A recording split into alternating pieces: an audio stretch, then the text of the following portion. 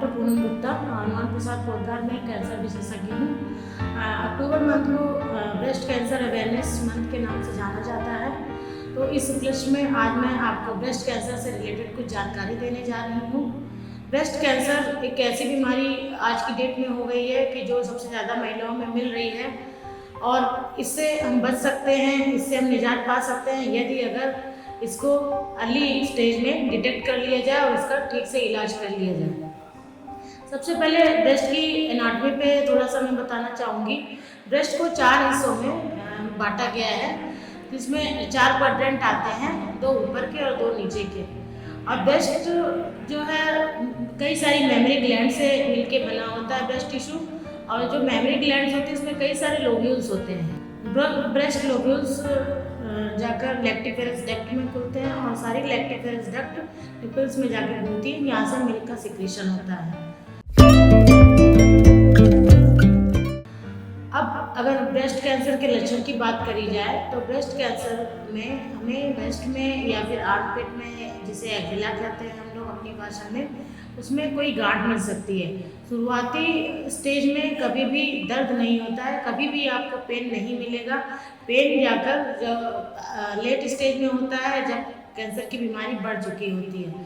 तो इसलिए अगर ऐसी कोई गांठ मिल रही है और पेन नहीं हो रहा है तो उसको नज़रअंदाज नहीं करना है, उसके लिए हमें सजग हो जाना है। जब ब्रेस्ट कैंसर बढ़ जाता है या ऊपर की स्किन, जो ब्रेस्ट की स्किन है वो इन्वॉल्व हो जाती है, तो उसमें निपल रिट्रैक्शन मिल सकता है, स्किन में इन्फेक्शन, अल्सर मिल सकता है, स्किन में रेडनेस मिल सकती है। इस तरह के लक्षण हमें एडवांस केस में मिल सकता है। या बहुत ही एडवांस जब बीमारी हो जाती है तो कैंसर लीवर में, फेफड़ों में या शरीर के अन्य भागों में या हड्डियों में फैल जाता है, जिससे हमें उस समय दर्द और दूसरे लक्षण भी दिखाई देते हैं। ब्रेस्ट कैंसर की डायग्नोसिस कैसे बनती है? अगर कोई पेशेंट ब्रेस्ट में लंप लेके आया है तो उसका सबसे पहले एफएनएसी या बायोप्सी करना जरूरी है। उसके बाद फिर हम स्टेजिंग वर्कअप के लिए चेस्ट का एक्सरे, पेट का अल्ट्रासाउंड कराते हैं, जिससे हमें ये पता चल जाता है कि कहीं पर ये फैला हुआ है या नहीं फैला हुआ है। और होल बॉडी पेट स्कैन भी होता है, जिससे हमें एक बार में ही पूरे शरीर में कहाँ पे कैंसर है, नहीं फैला है कि फैला है, ये हमें जानकारी मिल जाती है। उसके बाद फिर हम ट्रीटमेंट प्लान करते हैं।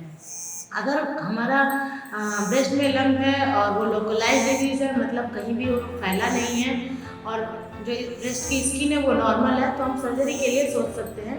सबसे पहले सर्जरी करी जाती है। कुछ केसेस में जैसे ब्रेस्ट लंप बड़ा हो और महिलाएं चाहती हैं कि स्तन को बचाया जा सके, तो ब्रेस्ट कंजर्वेशन सर्जरी होती है। उसमें गांठ को और गांठ के आसपास का एरिया निकाला जाता है, इसको ब्रेस्ट कंजर्वेशन सर्जरी कहते हैं। तो इस तरह से 2 सर्जरी ब्रेस्ट कैंसर में पॉसिबल है।